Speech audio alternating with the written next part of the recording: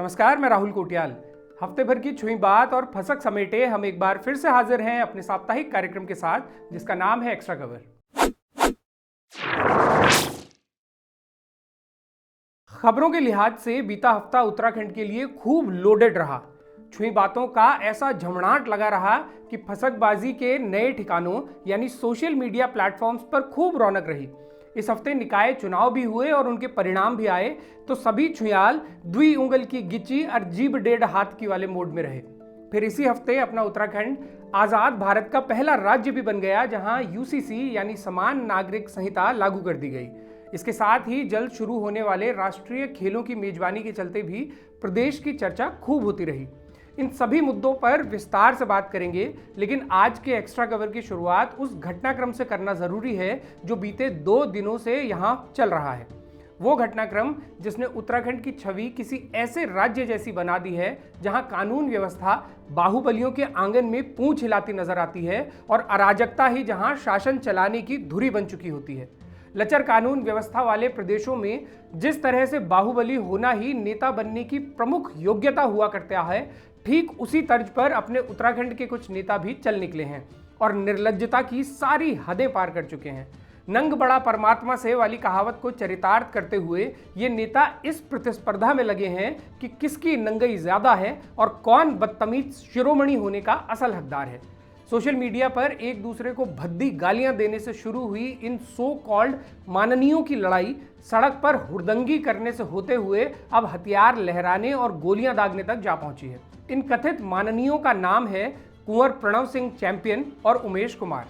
उत्तराखंड का दुर्भाग्य है कि इनमें से एक पूर्व विधायक हैं और एक मौजूदा विधायक। 42 शहादतों के बाद हासिल हुए उत्तराखंड की नियति में यही लिखा था कि हमारा प्रतिनिधित्व एक दिन ऐसे ऐसे झूठू करेंगे जिनके पास अपने खुद के मुद्दे सुलझाने के लिए न तो सभ्य भाषा है और न ही मर्यादित आचरण। एक दूसरे की माँ बहनों को ललकारते हुए मर्दानगी के ये एपिटोम वो लोग हैं जिन पर जिम्मेदारी है कि वो पूरे राज्य की दशा और दिशा तय करें। इन दोनों कथित माननीयों के हालिया प्रकरण पर चर्चा करने से पहले इनके बारे में थोड़ा और विस्तार से जान लेते हैं। हाथ में बंदूक धरे और कंठ में गालियां भरे ये जो व्यक्ति इस वीडियो में स्पार्टन बन जाने को बेकरार नजर आ रहे हैं, ये हमारे माननीय विधायक उमेश कुमार हैं। पिछले विधानसभा चुनाव में इन्होंने खानपुर विधानसभा से निर्दलीय जीत हासिल की थी। विधायक बन जाने के बाद एक ताड़ी इन्होंने पिछले लोकसभा चुनाव में भी सांसद बन जाने के लिए मारी थी, लेकिन वहां दाल नहीं गली। पत्रकार से विधायक बने उमेश कुमार के सफर पर हमने कुछ समय पहले एक्स्ट्रा कवर में विस्तार से बात की थी। वो एपिसोड अगर आपने नहीं देखा है तो डिस्क्रिप्शन में दिए गए लिंक पर जाकर आप देख सकते हैं। उमेश कुमार प्रदेश के सबसे अमीर नेताओं में भी शामिल हैं। उनसे ज्यादा अमीर उत्तराखंड में संभवतः 2 ही अन्य नेता हैं। एक तो खूब प्रवचन देने वाले सतपाल महाराज और दूसरी सदा मौन रहने वाली माला राज्य लक्ष्मी शाह। उमेश कुमार के खानपुर सीट से चुनाव जीतने का मुख्य कारण उनका धनबल ही बताया जाता है। बाकी विधायक बन जाने के बाद वो क्या क्या फरका रहे हैं ये आप लोग देख ही रहे हैं। विधायक बनने से पहले उन्होंने क्या क्या फरकाया उसकी कुंडली हमने इस एपिसोड में बांची है, जिसे आप देख सकते हैं। तो फिलहाल बात करते हैं उमेश कुमार के साथ निर्लज्जता के धरातल में भूल उंठित हो रहे दूसरे माननीय की, जिनका नाम है कुंवर प्रणव सिंह और चैंपियन इनके नाम में एक्स्ट्रा 2 AB की तरह लगता रहा है। इनकी सोशल मीडिया पोस्ट अक्सर इंडियन रेसलर खली की टक्कर की होती है, लेकिन जहां खली की पोस्ट में मर्यादा नहीं लांगी जाती, वहीं इनकी पोस्ट शुरू ही वहां से होती है जहां मर्यादाओं की तमाम लाइनें समाप्त हो चुकी होती हैं। अपनी फूहड़ हरकतों और बेहुदा बयानों के चलते ये पहले भी कई बार सुर्खियां बटोर चुके हैं। कभी किसी ट्रक ने ओवरटेक नहीं करने दिया तो साहब ने गोलियां दाग दी। कभी किसी नेता की पार्टी में शराब का या सत्ता का खुमार चढ़ा तो गोलियां दाग दी। कभी आसपास के चमचों ने ही झाड़ पे चढ़ा दिया तो गोलियां दाग दी। गोली चलाने को माननीय अपनी शान समझते हैं और मुकदमा दर्ज हो जाने को मेडल मानते हैं। इस बार भी जब इन पर मुकदमा दर्ज हुआ तो ये कहते पाए गए कि कई मुकदमे हैं मेरे ऊपर, एक आध और हो जाए तो कोई फर्क नहीं पड़ता क्योंकि मुकदमा तो गहना है मर्दों का। कभी कांग्रेस तो कभी भाजपा में ढुल मुल होते रहे कुंवर प्रणव खुद को राजा लंढौरा भी कहते हैं और अपनी फूहड़ हरकतों को राजाओं की शान बताते हैं। इन भलादिम की एक उपलब्धि ये भी है कि कुछ समय पहले इन्होंने हथियार लहराते हुए ये तक कह दिया था कि उत्तराखंड तो मेरे अंग विशेष पर रखा है। इस बयान के बाद भारतीय जनता पार्टी ने इन्हें निष्कासित भी किया था, लेकिन फिर कुछ ही समय बाद पार्टी में वापस भी ले लिया गया। यकीन मानिए, ऐसा बिजोग सिर्फ उत्तराखंड में ही पड़ा है, जहां उसी भूमि को गाली देने वाला छाती फुला के घूम सकता है जिसको उसने इतनी भद्दी बात कही हो।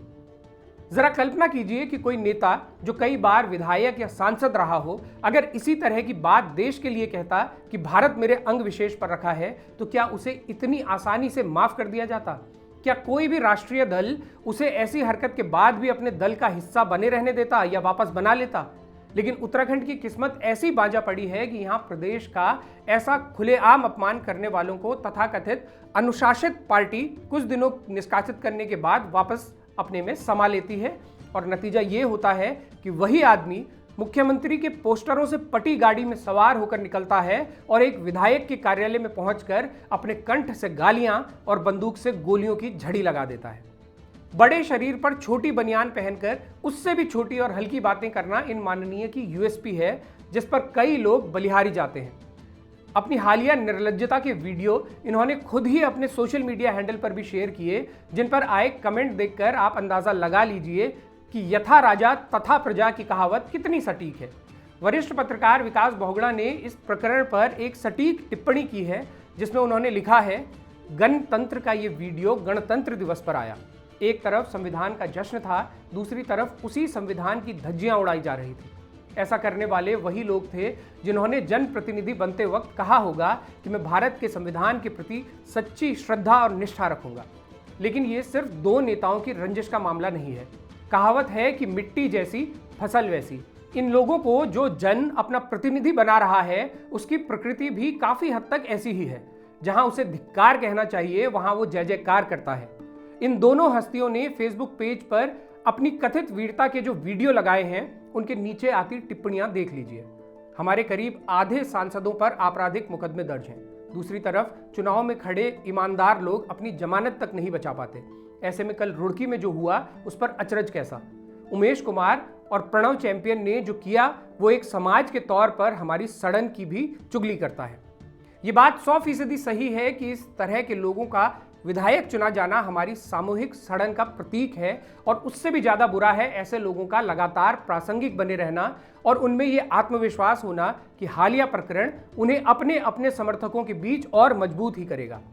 इस प्रकरण में कुंवर प्रणव ने विधायक उमेश कुमार के बारे में इतने भद्दे शब्द कहे थे कि उनके खिलाफ आपराधिक मामला बनता था।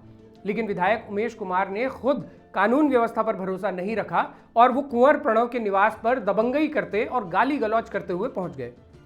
कहा जा रहा है कि तब कुंवर प्रणव अपने निवास पर नहीं थे। फिर अगले दिन यानी 26 जनवरी को कुंवर प्रणव अपने दल बल के साथ बंदूकें लहराते हुए उमेश कुमार के दफ्तर पहुंचे।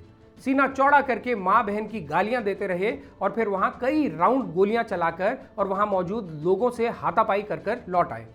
इसके जवाब में फिर से उमेश कुमार भी हाथ में पिस्तौल लिए और कंठ से गालियां उवाजते हुए कुंवर प्रणव की तरफ भागते नजर आए।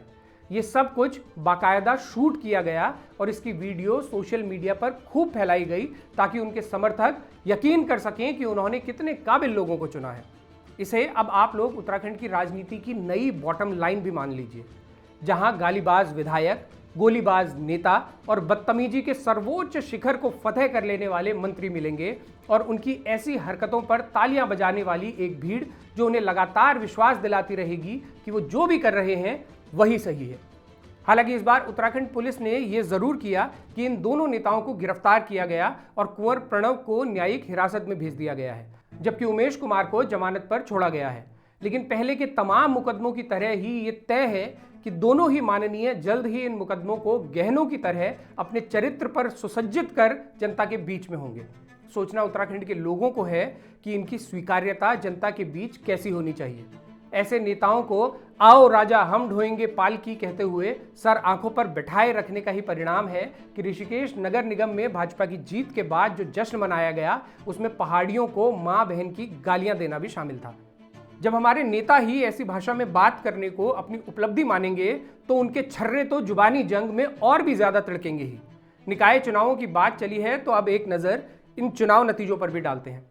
प्रदेश के नगर निगमों में भाजपा ने एक तरह से क्लीन स्वीप किया और 11 में से 10 नगर निगम में उसकी जीत हुई है। एकमात्र श्रीनगर नगर निगम में ही भाजपा की हार हुई, लेकिन वहां भी जिस निर्दलीय प्रत्याशी की जीत हुई वो भाजपा से ही निकली थी और कयास लगाए जा रहे हैं कि जल्द ही भाजपा में ही समा भी जाएंगी।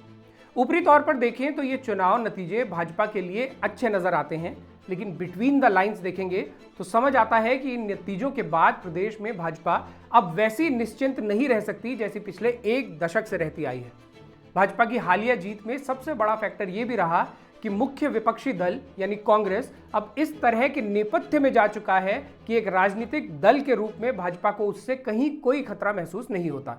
जहां भाजपा के अधिकतर प्रत्याशी पार्टी सिंबल के कारण जीते, वहीं कांग्रेस को जहां भी जीत मिली वो सिर्फ प्रत्याशी के व्यक्तिगत हुनर के चलते ही मिली है। अल्मोड़ा नगर निगम जरूर इसका अपवाद कहा जा सकता है, जहां भाजपा ने पहली बार जीत दर्ज की और उसके पीछे पार्टी से ज्यादा अजय वर्मा की छवि ने काम किया। बाकी सभी नगर निगम ऐसे ही रहे जहां कमल के फूल की छवि के पीछे प्रत्याशी के चेहरे धुंधले ही नजर आए। पिथौरागढ़ का चुनाव इस बीच सबसे अतरंगी रहा, जहां पहले तो निर्दलीय प्रत्याशी मोनिका मेहर को जीता हुआ बताया गया, लेकिन फिर दोबारा काउंटिंग हुई और सामने आया कि भाजपा प्रत्याशी कल्पना देवलाल मात्र 17 वोटों से चुनाव जीत चुकी हैं।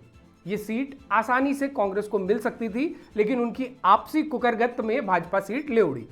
चुनाव से पहले भी इस सीट की खूब चर्चा हुई, क्योंकि वहां के सिटिंग विधायक मयूख मेहर ने अपनी पार्टी की आधिकारिक प्रत्याशी अंजू लुंठी के खिलाफ और निर्दलीय प्रत्याशी मोनिका मेहर के लिए मोर्चा संभाल लिया था। फिर उनके और कांग्रेस के प्रदेश अध्यक्ष करण माहरा के बीच चले वाक युद्ध ने सबका ध्यान खींचा। इसमें करण माहरा ने खुद को कर्ण घोषित किया तो मयूख मेहर ने खुद को कृष्ण बता दिया। इस तरह से पिथौरागढ़ के चुनावी महाभारत में स्वघोषित कौरव और पांडव आमने सामने आ गए थे, लेकिन नतीजों के दिन पता चला कि जीत तो भाजपा की हो गई। हल्द्वानी में भी तमाम ध्रुवीकरण के बाद भी भाजपा की जीत का मार्जिन बहुत कम रहा। देहरादून में जरूर भाजपा अभूतपूर्व मार्जिन से जीती, लेकिन यहां भी उसका सबसे बड़ा कारण पार्टी सिंबल ही रहा। इसके बरक्स अगर नगर पालिकाओं को देखें तो वहां हर उस जगह भाजपा को हार मिली है जहां विपक्षी प्रत्याशी मजबूत थे, और इसमें भाजपा को पटकनी देने वालों में निर्दलीय ही सबसे आगे नजर आए। एक मजेदार उदाहरण बड़कोट नगर पालिका का भी रहा, जहां निर्दलीय विनोद डोभाल ने जीत दर्ज की। ये सीट इसलिए भी मजेदार है क्योंकि यहां भाजपा के प्रदेश मीडिया प्रभारी मनवीर चौहान ने खुद ये बयान दिया कि स्थानीय विधायक ने यहां कई फर्जी वोटर बना दिए हैं। बयान पहली नजर में जैसा लगता है, असल में उससे कहीं ज्यादा मजेदार है। एक तो इसमें सत्ताधारी पार्टी के मीडिया प्रभारी की स्वीकारोक्ति है कि प्रदेश में फर्जी वोटर बनाए जा रहे हैं, और जब एक निर्दलीय विधायक इतनी ताकत रख सकता है कि उसने कई फर्जी वोटर बनवा दिए, तो सोचिए कि सत्ताधारी विधायकों ने कितने फर्जी वोटर बनवाए होंगे। इस पूरे मामले को आप उस स्ट्रैटेजी के चश्मे से भी देखिए जो हमारे मुख्यमंत्री ने इन चुनावों में सबसे ज्यादा इस्तेमाल की। चुनाव प्रचार में मुख्यमंत्री जहां भी गए, उन्होंने वेलकम फिल्म के बल्लू की तरह एक रटा रटाया उद्घोष सब जगह किया। जैसे उदय शेट्टी का इकबाल बुलंद रखने के लिए बल्लू तोते की तरह दोहराता था कि मेरी एक टांग नकली है, मैं हॉकी का बहुत बड़ा खिलाड़ी था, एक दिन उदय भाई को मेरी किसी बात पर गुस्सा आ गया तो मेरी ही हॉकी स्टिक से मेरी ही टांग के 4 टुकड़े कर दिए, लेकिन दिल के बहुत अच्छे हैं, फौरन हॉस्पिटल लेकर गए, ऑपरेशन करवाया, नई टांग लगवा दी और ये स्टिक दी, थोड़ा खर्चा दिया, आदि आदि। ठीक बल्लू की तर्ज पर हमारे मुख्यमंत्री ने भी इन चुनावों में भाजपा का इकबाल बुलंद रखने के लिए एक ही डायलॉग बार बार दोहराया कि मैं और अनिल बलूनी अभी एक जगह गए तो वहां के लोगों ने बताया कि गलती से हमने किसी दूसरी पार्टी के विधायक को चुनाव जिता दिया था। अब वो विधायक बस यही कहता है कि मैं तो कुछ काम नहीं कर सकता क्योंकि सरकार किसी और की है, इसलिए आप लोग ऐसी गलती मत करना और किसी दूसरी पार्टी या निर्दलीय को चुनाव जिताकर अपने 5 साल खराब मत करना।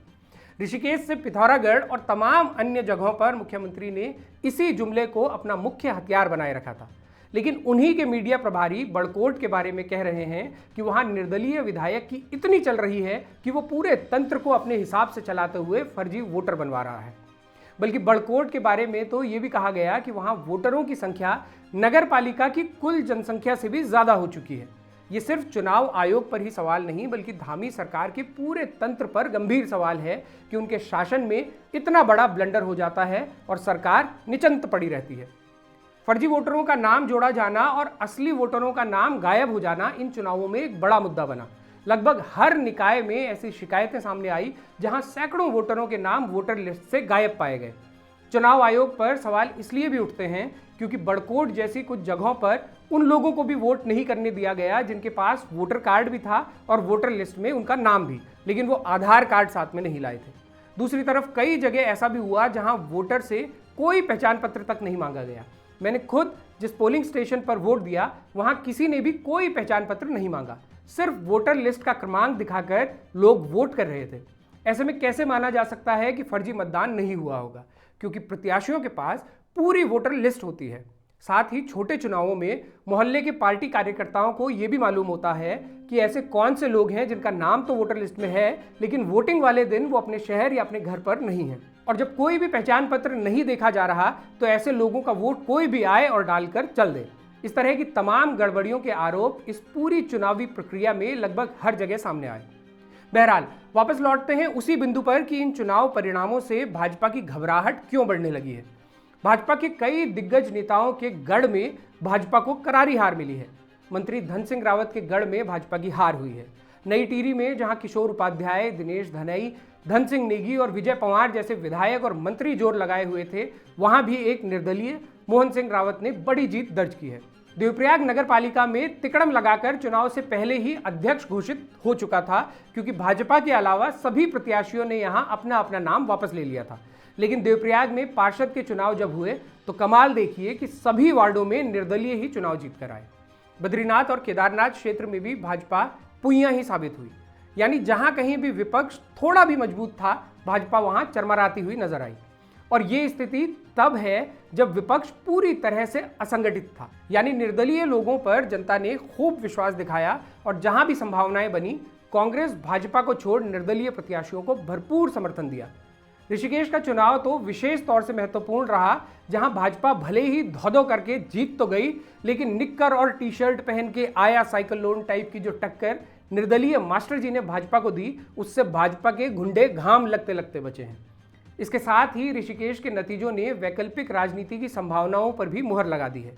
इस राजनीति की दिशा पर कई तरह के सवाल हो सकते हैं, लेकिन जैसा समर्थन मास्टर जी को मिला है, वैसा ऋषिकेश जैसे बड़े नगर निगम में किसी निर्दलीय को मिलना कई तरह के संकेत देता है। जिन युवाओं की फौज ने ऋषिकेश में एक तरफा माने जा रहे चुनावी माहौल को वहां लाकर खड़ा कर दिया कि भाजपा को लोहे के बुखने बुखाने पड़ गए, वो युवा अगर राजनीतिक रूप में संगठित हुए तो उन्हें हल्के में तो कतई नहीं लिया जा सकता। वैसे चुनावी घपरोल के बीच कई खबरें दबकर रह जाती हैं, विशेष तौर से प्रदेश के उन युवाओं की जो वर्षों से मेहनत करते हैं, कोई परीक्षा पास करते हैं, लेकिन नौकरी पाने का सपना तब भी पूरा नहीं होता। उत्तराखंड लोक सेवा आयोग द्वारा निकाली गई असिस्टेंट प्रोफेसर की पोस्ट में चयनित हुए युवाओं की स्थिति ऐसी ही है। नौकरी का नोटिफिकेशन आया था साल 2021 में। स्क्विड गेम से भी खतरनाक हो चुके नौकरी के कई पड़ावों को पार करते करते जो छात्र अंत तक सफल होकर 2025 में पहुंचे हैं, वो आज भी नौकरी नहीं पा सके हैं। भव्य आयोजन में उन्हें नियुक्ति पत्र तो बांट दिए गए, लेकिन ज्वाइनिंग अभी तक नहीं मिली। हिंदी के असिस्टेंट प्रोफेसरों के पद पर नियुक्त हुए दर्जनों युवाओं की स्थिति ठीक ऐसी ही है। मुख्यमंत्री जी से निवेदन है कि चुनावी मोड्स की थकावट अगर उतर गई हो तो कृपया अब इन युवाओं के बारे में थोड़ा सोचिएगा।